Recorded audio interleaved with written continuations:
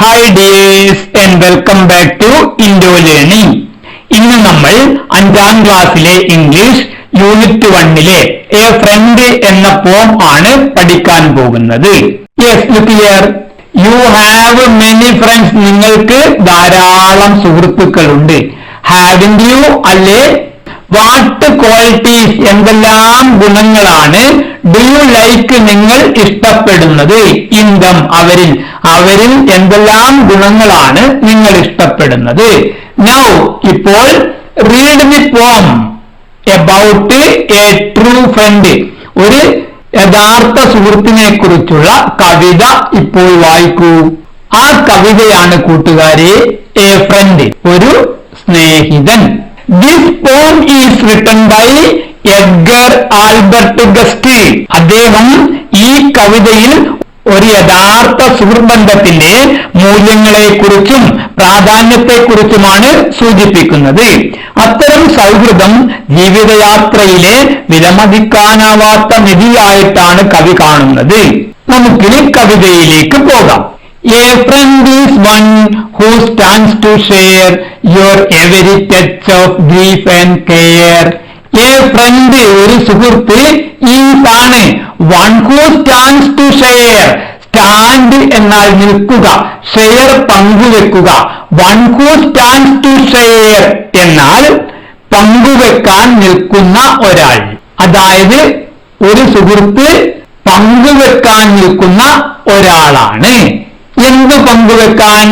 Yes, your every touch of grief and care.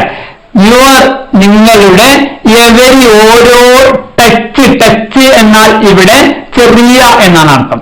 Your every touch of എന്നാൽ നിങ്ങളുടെ ഓരോ ചെറിയ, ഗ്രീഫ് ദുഃഖം, ആൻഡ് കെയർ ആശങ്ക, നിങ്ങളുടെ ഓരോ ചെറിയ ദുഃഖവും ആശങ്കയും പങ്കുവെക്കാൻ നിൽക്കുന്ന ഒരാളാണ് സുഹൃത്ത്.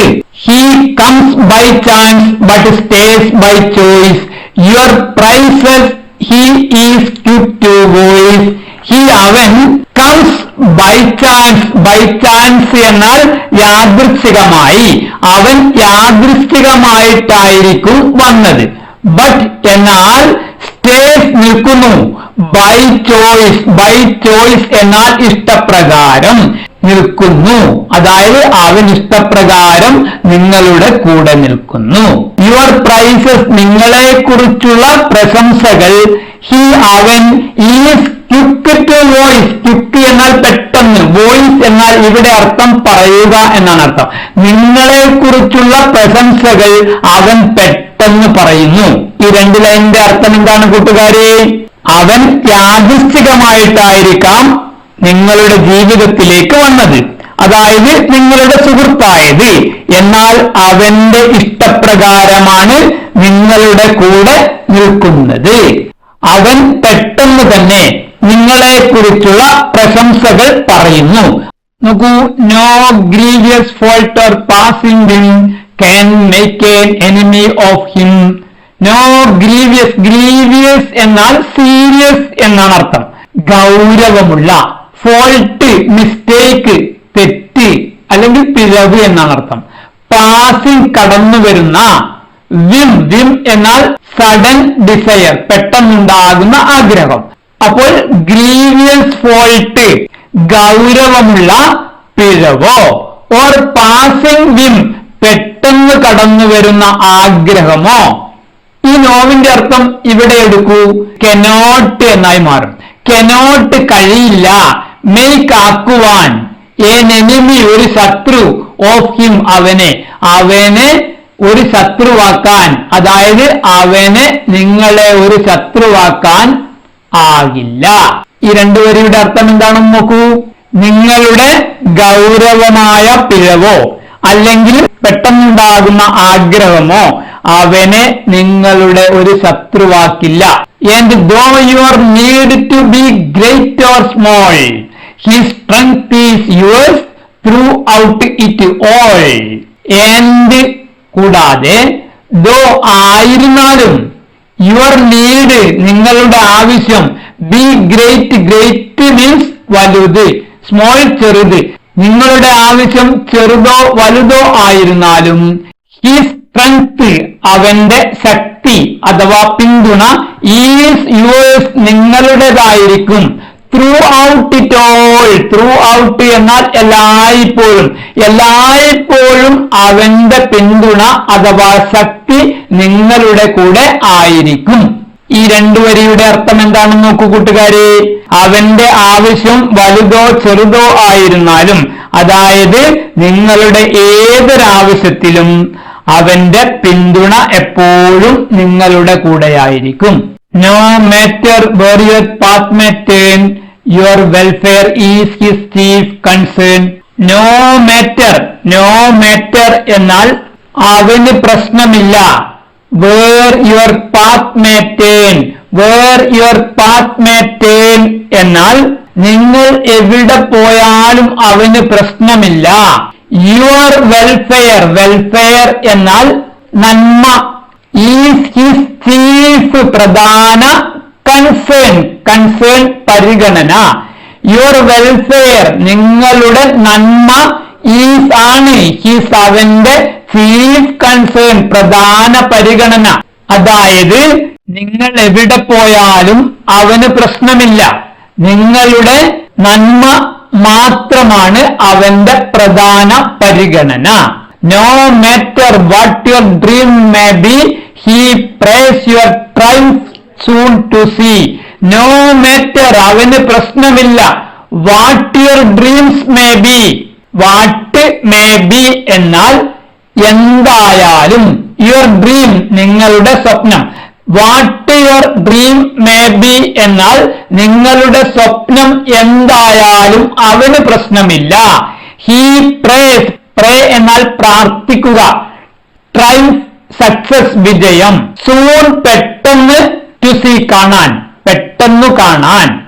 ഹി പ്രേസ് അവൻ പ്രാർത്ഥിക്കുന്നു. യുവർ ട്രയംഫ് നിങ്ങളുടെ വിജയം. സൂൺ ടു സീ പെട്ടെന്ന് കാണാൻ. അവൻ നിങ്ങളുടെ വിജയം പെട്ടെന്ന് കാണാൻ പ്രാർത്ഥിക്കുന്നു. There is no wish your tongue can tell, but what it is your friends as well. There is no wish. Wish എന്നാൽ ആഗ്രഹം എന്നാണ് അർത്ഥം. There is no wish എന്നാൽ no matter what your wish.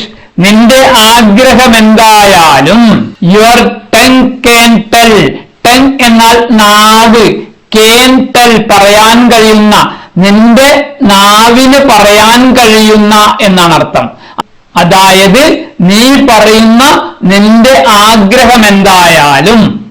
But what it is your friends as well. What അത്. It is your friends as well. അത് നിന്റെ സുഹൃത്തിൻ്റെതുമാണ്. അതായത് നിന്റെ ആഗ്രഹങ്ങൾ തന്നെയായിരിക്കും നിന്റെ സുഹൃത്തിൻ്റെതും. നീ പറയുന്ന നിന്റെ ആഗ്രഹം എന്തായാലും അത് നിന്റെ സുഹൃത്തിൻ്റെതുമായിരിക്കും. ഈ രണ്ട് വരികളിലൂടെ കവി സൗഹൃദത്തിന്റെ ഏറ്റവും ഉയർന്ന രൂപമാണ് കാണിക്കുന്നത്. The life of him who has a friend is double guarded to the end. The life of him. Life എന്നാൽ ജീവിതം. The life of him അവന്റെ ജീവിതം. ഹു ഹാസ് എ ഫ്രണ്ട് എന്നാൽ ഒരു സുഹൃത്തുള്ള. ഒരു സുഹൃത്തുള്ളവന്റെ ജീവിതം ഈസ് ആണ്. എന്താണ്? Double guarded. ഡബിൾ ഗാർഡഡ് എന്നാൽ ഇരട്ടി സുരക്ഷിതത്വം. ഈസ് ഡബിൾ ഗാർഡഡ് ഇരട്ടി സുരക്ഷിതത്വമാണ്. To the end. To the end എന്നാൽ ലൈഫ് ലോങ്. അതായത് ഒരു സുഹൃത്തുള്ളവന്റെ ജീവിതം ആജീവനാന്തം ഇരട്ടി സുരക്ഷിതത്വമാണ്. അവന് സ്വന്തം സുരക്ഷയും സുഹൃത്തിന്റെ സഹായവും ലഭിക്കുന്നത് കൊണ്ട് അവന്റെ ജീവിതം ഇരട്ടി സുരക്ഷിതത്വമാകുന്നു. ഇവിടെ കവി മനുഷ്യ ജീവിതത്തിൽ സുഹൃത്ത് ബന്ധത്തിന്റെ പ്രാധാന്യത്തെക്കുറിച്ചാണ് സൂചിപ്പിക്കുന്നത്. About the poet. പോയറ്റിനെ കുറിച്ച്. പോയറ്റിന്റെ പേര് നമ്മൾ ഈ കവിതയുടെ തുടക്കത്തിൽ പറഞ്ഞിട്ടുണ്ട്. Yes, Edgar Albert Guest. Edgar Albert Guest was born in England. ഇംഗ്ലണ്ടിലാണ് എഡ്ഗർ ആൽബർട്ട് ഗസ്റ്റ് ജനിച്ചത്. He was born 1881 and died 1959. അദ്ദേഹം ജനിച്ചത് 1881 1959 അദ്ദേഹം മരണപ്പെടുകയും ചെയ്തു. His first poem was published at the age of 17. 17 വയസ്സിലാണ് അദ്ദേഹത്തിന്റെ ആദ്യ കവിത പ്രസിദ്ധീകരിച്ചത്. He has written more than 11,000 poems. 10,000-ലേറെ കവിതകൾ അദ്ദേഹം രചിച്ചിട്ടുണ്ട്. ഓക്കെ ഡിയേഴ്സ്, ഈ വീഡിയോ കൂട്ടുകാർക്ക് ഇഷ്ടപ്പെട്ടാൽ ലൈക്കും ഷെയറും സബ്സ്ക്രൈബും ചെയ്ത് ഞങ്ങളെ ഒന്ന് സപ്പോർട്ട് ചെയ്യാൻ മറക്കല്ലേ.